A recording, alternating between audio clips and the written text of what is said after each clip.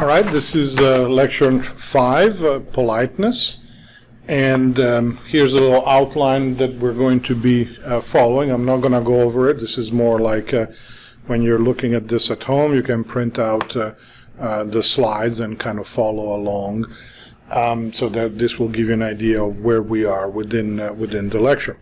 So let's get started, and a little bit of a warning there. We're dealing with primarily linguistic politeness, okay? Which is not the same thing as politeness in general, okay?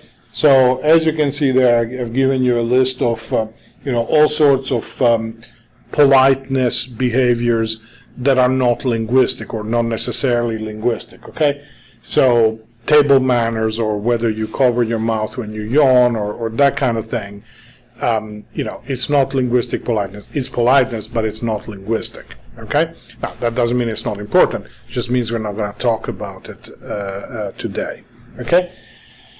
And, the boundary between politeness and decency is kind of fluid. So people say, well, it's a folk concept. Okay? And some scholars have tried to distinguish between politeness 1 and 2, to say, well, 1 is the scientific definition and 2 is the popular definition. Those are difficult to do, but I just want you to be aware of the fact that the definition of what is polite is in some ways hazy.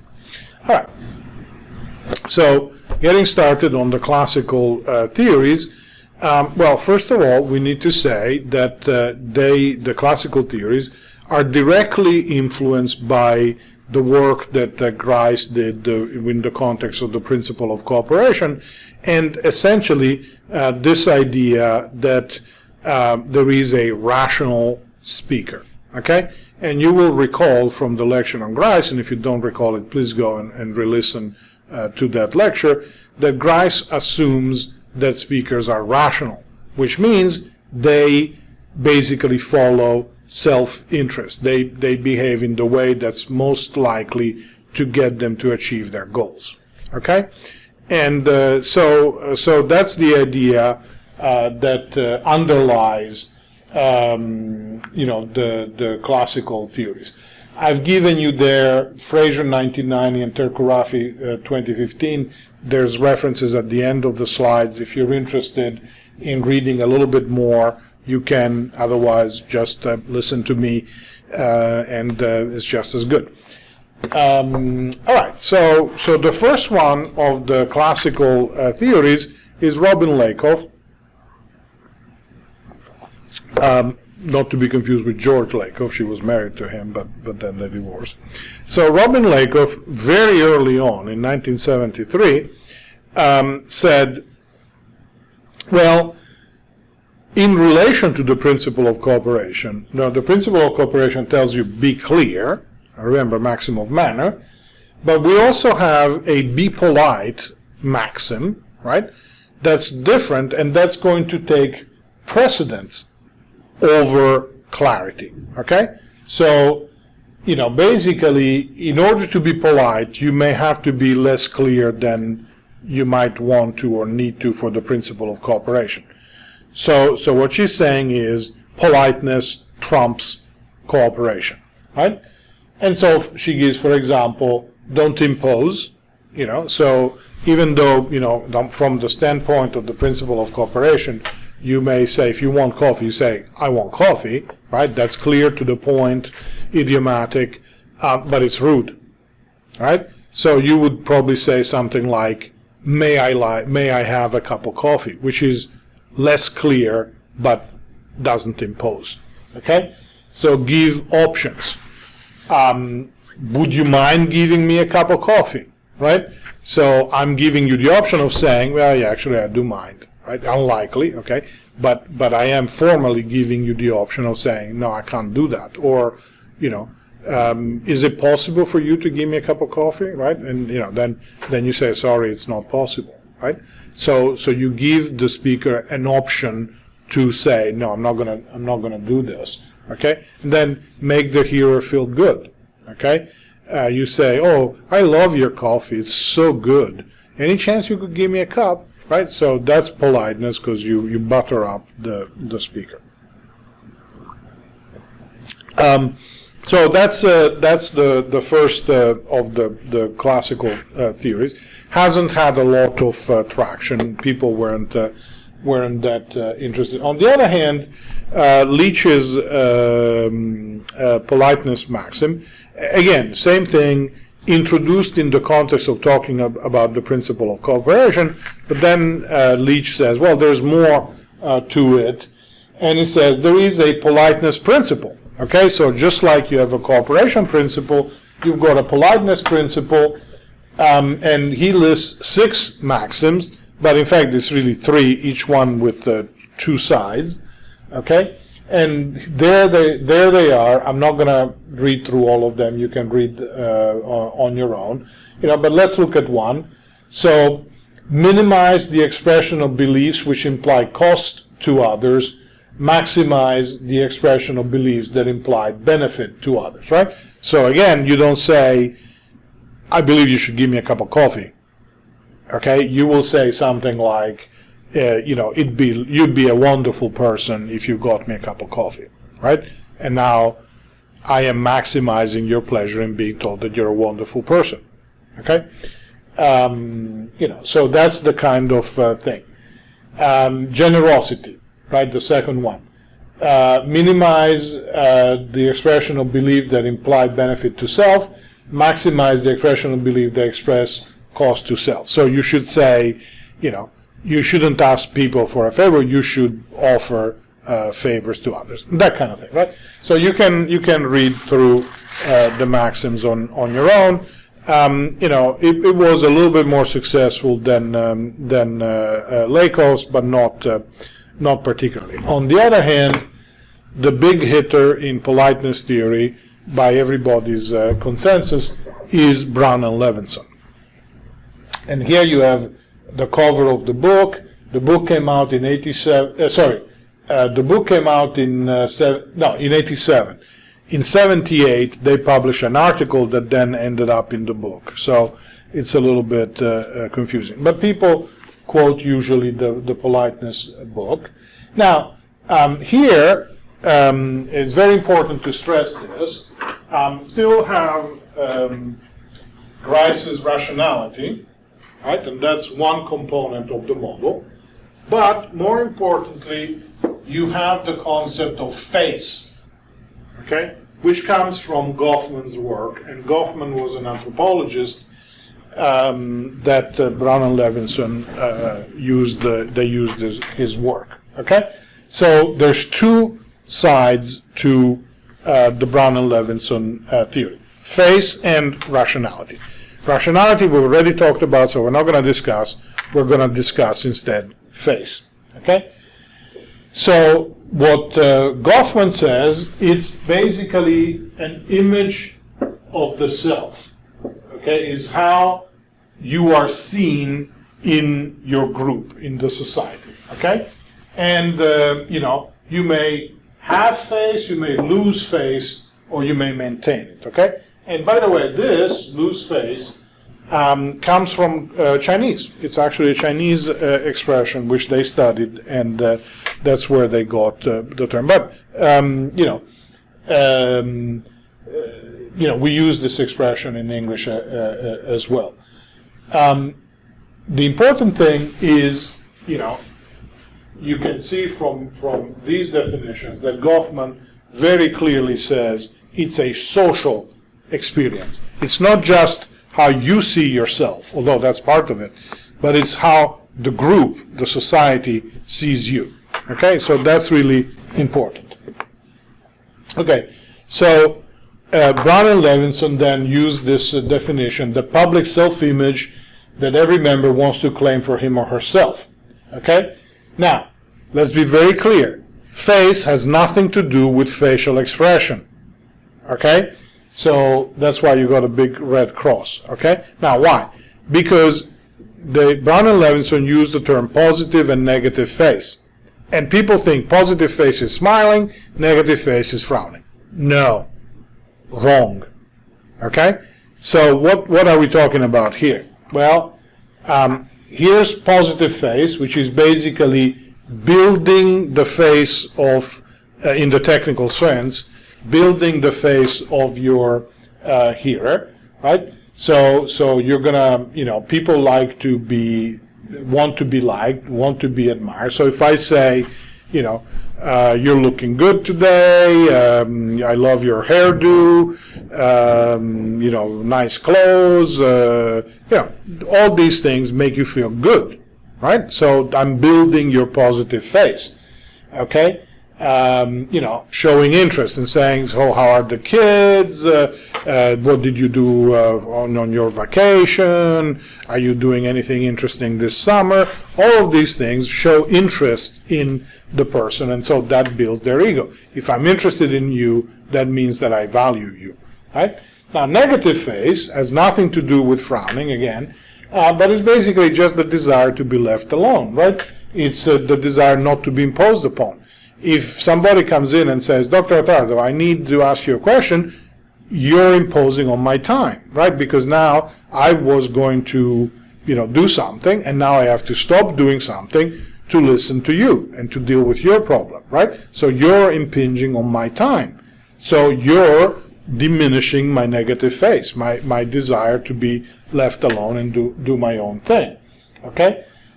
So that's why you apologize. So you would come in and say, I'm so sorry to bother you, Dr. Attardo, but, and then you tell me what. So you're tending to my negative face. You're saying, I know that I am disturbing you, but I need to talk to you because this is important, whatever, right? The example that I used earlier, if I asked for a cup of coffee, I said, could you give me a cup of coffee? I'm giving you a way out of complying with my request, and so therefore I am tending to your negative face, at least superficially, by giving you the option of not doing it and not to be bothered. So this brings about the basic concept, the idea that there are actions that threaten your face, okay, that damage your face. And these are called face-threatening acts, okay? So impositions, for example, are face-threatening acts, So if I say, you say, Dr. Attardo, I need to talk to you, you're imposing on my time, right? And therefore, it's a face-threatening act. If I say, can you get me a cup of coffee? It's a face-threatening act because now you have to go and get me the coffee, right? And so I am imposing on you, okay? Insulting somebody is a face-threatening act because you're saying you're not as good as you think, etc. Okay? So face-threatening act are things that cause potential damage to the face of the hearer, either positive or negative face. Okay, that is, it can be, if you say, I'm not interested in looking at the pictures of your vacation, you're threatening the positive face. If you say, I need you to do this report, you're threatening their negative face. Okay, so politeness then is seen as mitigating the face threat. Okay, and this is this idea. Basically, politeness is seen as a face-saving mechanism that allows you to minimize the threats to your face from face-threatening acts. Okay, and so here you have a few examples. So if I say, "Get me coffee," or "Remember that you're supposed to turn in that report at 5," these are negative face-threatening acts, right? I am bothering you, I'm disturbing you, I am impinging on your time, right? So in order to minimize the bother and the impingement, I am going to use politeness to make you feel better. Okay? So if you say, I'd like to invite you to dinner, you say, sorry, no can do, right? Now, you've turned down an invitation. That's a very serious positive face damage. We mentioned insulting people. apologizing if you did something wrong. That's a a face-threatening act, is to say, I'm so sorry, I made a mistake. So you admit that you did something wrong. That diminishes your face. Okay. So there's a number of ways that you can do this, that you can perform politeness. So the first one is just perform the face-threatening act, is to do it bold on record. That's no politeness at all. You say, bring me coffee. Okay, that's an order, it's a direct order, it's a direct FTA. You can do it with positive politeness by attending to the needs of the hearer. Say, you're such a kind person that you probably want to bring me some coffee, right? Then you're, or a negative politeness, you mitigate the imposition. You say, would you mind bringing me coffee, right? And you say, no, I don't mind, so it's okay, right? Or you can do it, you can perform the FTA indirectly. So in other words, you never actually state that you want the coffee, but you say, oh, the coffee that you make is so good. Right now, a cup of coffee would feel fantastic. I'm really thirsty. Until the person says, oh, would you like a cup of coffee? And you say, yeah, sure, thank you, because they offered, right? You didn't request. Okay? And the other one is avoidance, where you just don't do it. You would like a cup of coffee, but you say, well, I can't ask because it's going to be an imposition on my guest, and so I cannot do that. And here's a chart of the face-threatening act strategies that we just talked about, and on the left is the amount of face that is greater damage towards the bottom, lesser damage towards the top. So you can see where where that fits in. So a good question is, well, how universal is politeness? And we'll see that this comes up a lot in the second wave theories.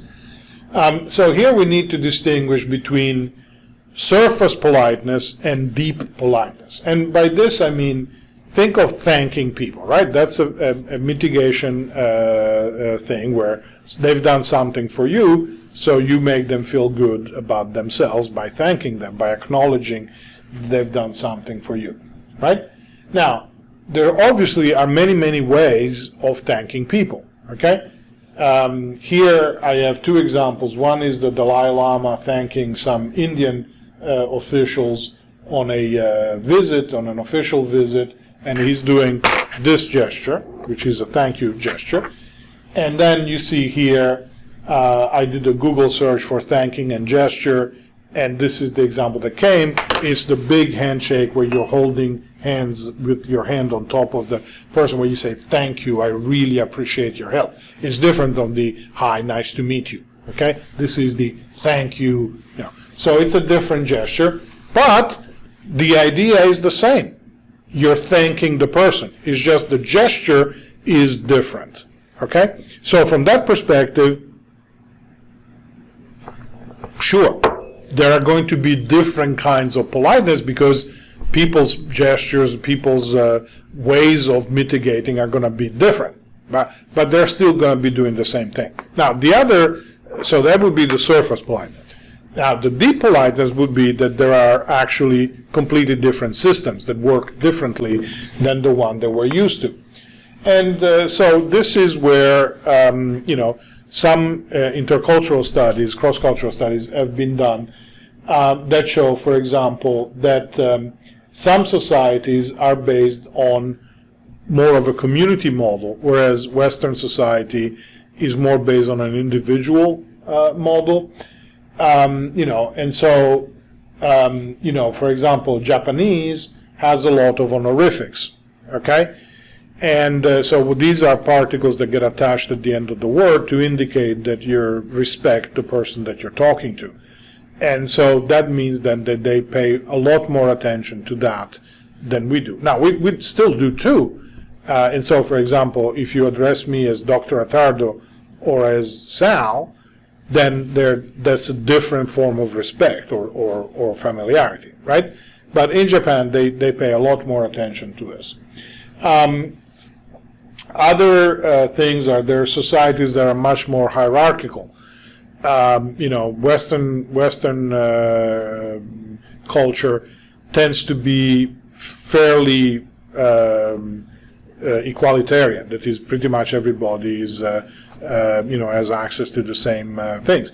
Other societies are much more hierarchical. They have caste systems. They have things like that, where the power differential is very marked. Okay, and so there are practices such as ingratiation, where basically you debase yourself so that the person in power will like you, and presumably not hurt you. So these are practices that may be completely different than politeness. And people disagree. So, for example, there's a large group of people that say, yeah, there's different politeness systems, and then people like Leach and the references in the bibliography at the end that says, no, it's actually the same thing across the board. Okay. So I mentioned the forms of address. Here's a quick summary of what we're talking about. These are the particles that I mentioned before. So you have these particles here would be the way of addressing the person using a formal form of address, a neutral, and then a friendly or lower status. Okay. Then in many languages like Italian, French, Spanish, you have these different forms that don't exist in English, where depending on the pronoun, you are being familiar or not familiar. It's the same distinction as first name versus title and last name, but in some languages, the pronouns tell you that distinction. Okay? All right.